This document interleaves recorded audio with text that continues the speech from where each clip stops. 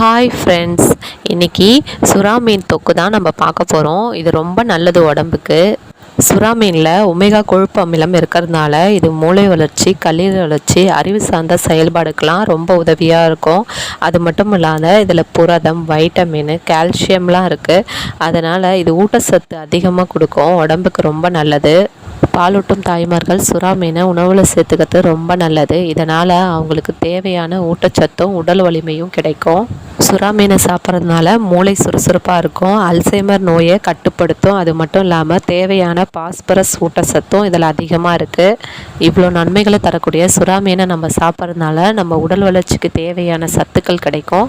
சுவையாகவும் மணமாகவும் சுறா மீன் தொக்கு எப்படி செய்யலான்னு பார்க்கலாம். வாங்க வீடியோக்குள்ளே போகலாம்.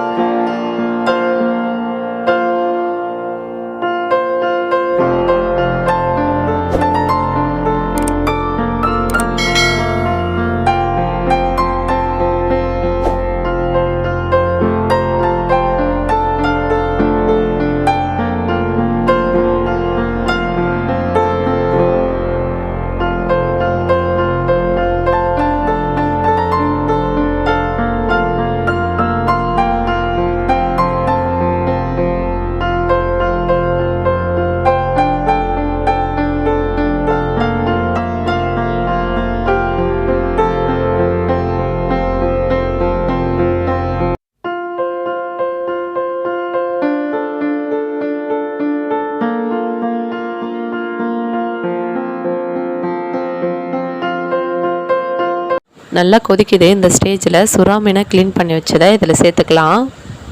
சுறா மீனை எப்படி க்ளீன் பண்ணணும்னு தெரியாதவங்க டிஸ்கிரிப்ஷனில் லிங்க் கொடுக்குறேன், அதை பார்த்து தெரிஞ்சுக்கோங்க.